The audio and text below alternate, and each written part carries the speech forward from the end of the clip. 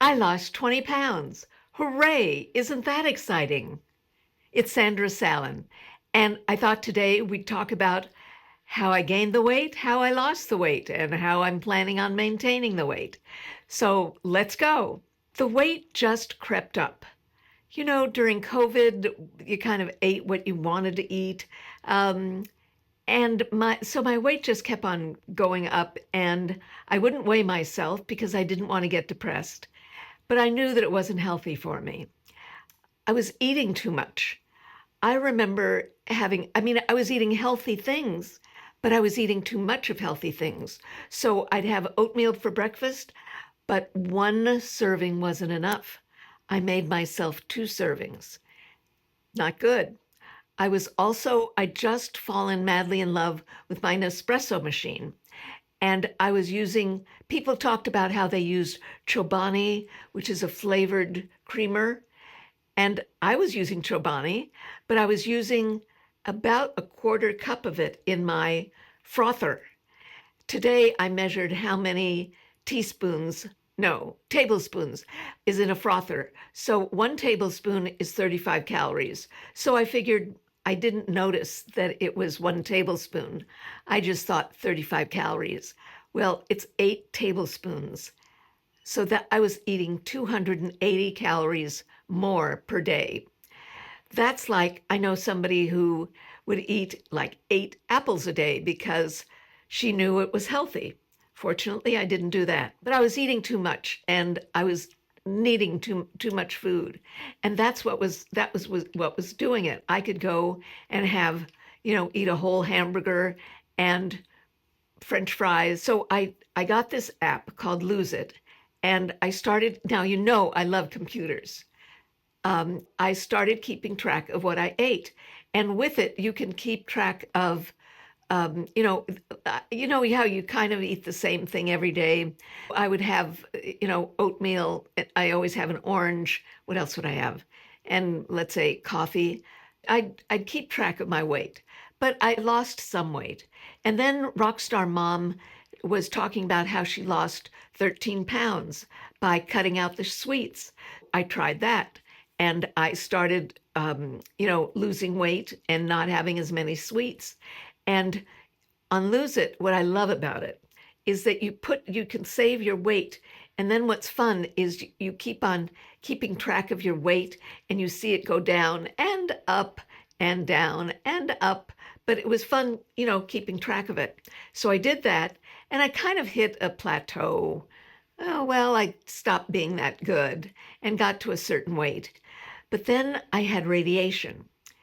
And after the radiation, I don't know, maybe it was a week afterwards, I came home and I was starving, I remember. And I had bought some sushi at the market. And I took a bite, and then I took a whole bite, and it was like a big piece of sushi.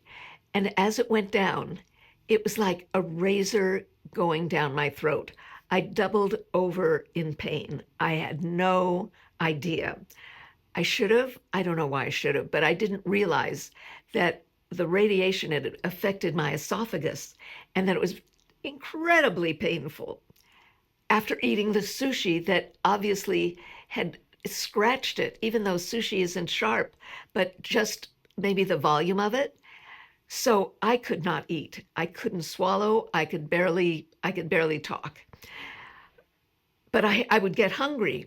So what I would do was eat soft things. This was really painful.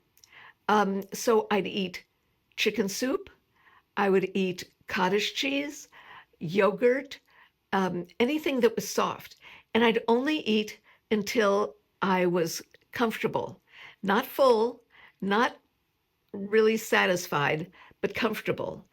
And and I and so I started losing weight. I was paying attention to the pain and also to how my stomach felt. And if my stomach felt satisfied, I ate slowly. And if my stomach felt satisfied, I'd stop eating because I thought, oh, good, I don't have to have any more pain. And what was I eating? I was eating cottage cheese, and I ate cottage cheese with Sweet, with that heavy syrup, I didn't care. If it went down easily, I would eat it. So I'd have cottage cheese, pears, I discovered that I really like pears. Um, with canned pears, canned fruit. What would I have for dinner? I think many nights I just had cottage cheese because it was hard to swallow meat. It was hard to swallow anything hard.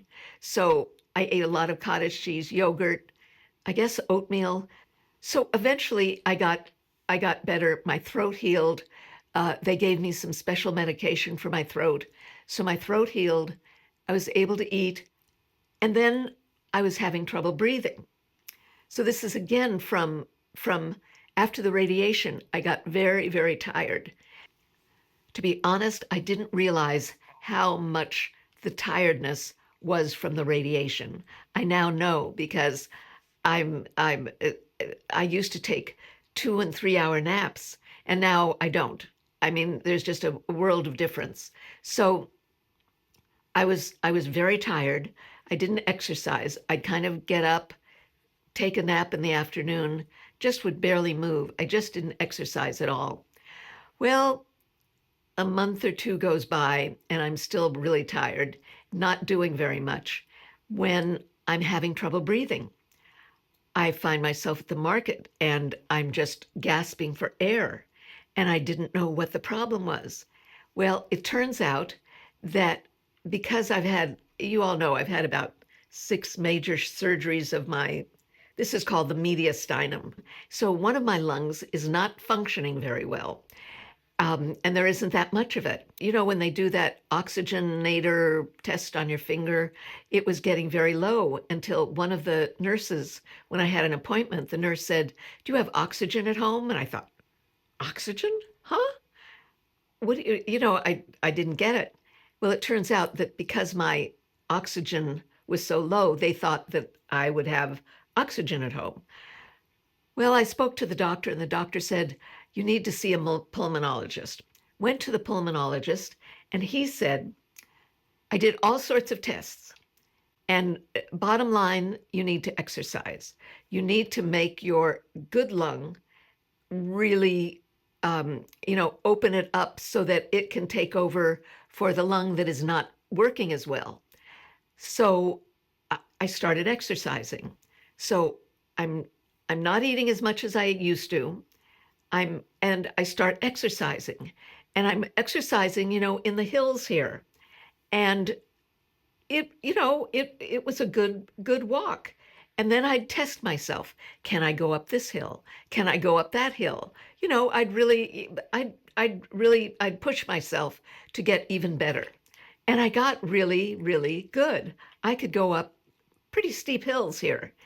Well, the combination of the walking, and I walked a lot. I don't know how many.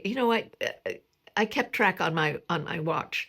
I don't know how many steps I took, and I don't know how many miles I'd go. Would I go a couple of miles? I didn't go that far. But what I did instead of length, what I did was stress myself going up higher. So, and I love doing it. So suddenly the combination of eating less and exercising more, I started losing even more weight. And I finally got to the point where I did my BMI and I told the doctor, and he said, "You know what? Stop. No more losing of weight. You don't need to. You're at my BMI." It turned out if you put the height in and the weight in, I was at a healthy weight. So I don't need to they wanted me to have enough, what, fat, I guess, to, if I fall down, or they just wanted me to be at a healthy weight. They didn't want me to be underweight or skinny weight or West Side LA weight. So that's what I am. I'm eating, I'm enjoying what I'm eating. I have coffee. I have a teaspoon of sugar. I do not have 280 calories worth of Chobani flavored cream, but I'm not counting calories. And then I've been having yogurt and with sprinkles of granola on top. I like the kind called Kind, and it's peanut butter clusters. So I have that in the morning, and sometimes I have a piece of toast. Sometimes I have a piece of toast with lox on it. Sometimes I have a piece of toast with avocado on it. So I wake up, I have I eat an orange or a mango, the coffee, and then I usually exercise. After I exercise, I have the yogurt with the um, granola on it. Do you know how good a sliced apple with cinnamon on it and cottage cheese on top tastes? It's really good. So I love that. I love fruit with, heavy fruit, heavy syrup. I don't like the thin syrup. If I'm going to do it, I'm going to do it. Oh, and what do I have with the cottage cheese? You're not going to believe this. Everybody's going to show you how healthily they eat. Remember, I'm not a doctor. This is just, I do what I like. Um, I eat Cheez-Its with my cottage cheese. And why do I'm embarrassed because I'm sure these are the most unhealthy things. My daughter would be very upset. Yeah, it's got way too many ingredients. So 26 calories, 26 crackers are 150 calorie. Well, I don't have 26 crackers. Maybe I have 5, 7, something like that. So, but I like eating something salty. It goes with the cottage cheese. If I want something sweet, you're going to also laugh. I like these mini Nilla wafers, and there's nothing healthy here. 20 wafers are 140 calories. Well, I don't have 20 wafers. Maybe I have 3, 4, nothing, not anything. I bet these, oh, wait, if my daughter watches this, she'll be so unhappy with me. Yeah, it's got all the bad things in it that I shouldn't eat. But I do. And you know what? It satisfies me. I'm very happy when we go out to dinner. The other night we went out to dinner. I couldn't eat the whole thing. I had lunch for 3 days, with leftovers. When the doctors have told you, when you go to them and you say, I need to lose weight, what should I do? And they say, eat less and exercise. They're really right. How do you get to eating less? I think it takes a couple of weeks of eating less and just kind of getting through it. Some of the things that I love are V8 juice, uh, drinking more water. No, I don't drink enough water, but it kind of helps you when you can't eat. When you're hungry, is to have some V8 juice, have something, or water, stuff like that. Apples. I love having an apple at the end of the day. Oh, and the other thing is air pop popcorn.